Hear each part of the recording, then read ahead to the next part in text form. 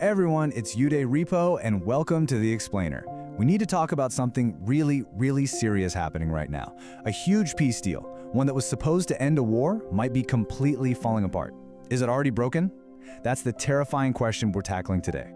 You know, this whole thing was built on a promise, a really big promise to bring peace and stop a horrible war. But right now, as we're speaking, that promise is cracking, and it looks like it's about to shatter. So let's get right into it. A war that had to end, and that's exactly what it was. To really get why this fragile peace deal is so important, we gotta rewind just a little bit and look at the awful situation it was trying to fix. Just look at this number, over 68,000. That's how many lives were lost. After the attacks back in October of 2023, the war that followed had this just devastating human cost. It's a number so big, so sad, that everyone around the world was screaming for one thing. This has to stop. The fighting had to end. And then, the surprise peace plan. I mean, a sudden hope for peace. That is exactly what it felt like. Almost out of nowhere. It was like someone finally flipped on a light switch in a really dark room.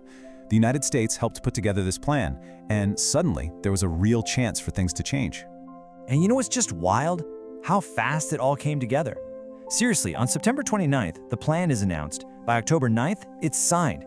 And the very next day, October 10th, this ceasefire begins. We're talking less than 2 weeks to go from war to quiet. It was unbelievable. But what was actually in this deal? Okay, so let's pop the hood and see what's inside the deal. You can think of it like a rule book for peace. It wasn't just a piece of paper that said, stop fighting. No, this was a real 3-step guide to get from a terrible war to a lasting peace. So, step 1 was immediate. Stop all the fighting. Get hostages and prisoners back to their families, and let tons of humanitarian aid get to the people who desperately need it. Step 2 was all about security. You know, creating a safe zone, getting rid of weapons, and bringing in an international force to keep an eye on things. And finally, step 3 was about building a future, getting a team of experts to help run and rebuild Gaza. It was a full-blown roadmap. But now it seems like that roadmap is being ripped to shreds. And this brings us right to the heart of the problem today. A peace on the brink. The rules are being broken. It feels like the ink on the deal was barely dry before both sides started pointing fingers at each other, basically shouting, "Hey, you're not playing by the rules." Okay, let's look at the accusations against Hamas. Israel says they're delaying the return of hostages who have passed away. They're also saying that their troops have been fired on and that a deceased hostage's remains were kind of staged for the Red Cross to find. And, tragically, an IDF soldier was killed in Rafah. So from Israel's perspective, the agreement is being violated over and over. But then you flip it around and you hear the accusations against Israel. Palestinian sources are saying the ceasefire has been violated almost 500 times. We're talking hundreds of airstrikes and drone attacks that they say have killed over 394 Palestinians since the deal started, including civilians, women, and children. And they also say not enough aid is being led into Gaza. So you can see, we are in a really dangerous spot right now.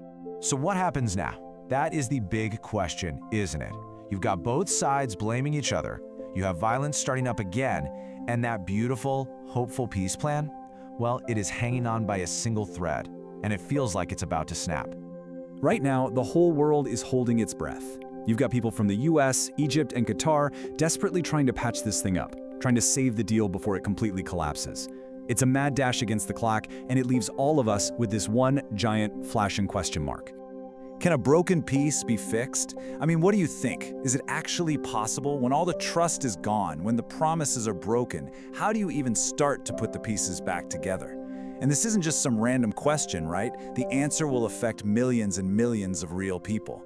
Listen, this whole situation is changing by the hour. So if you want to understand the big stories shaping our world, you know what to do. Make sure you're subscribed right here to Uday Repo, because we are definitely going to be following this.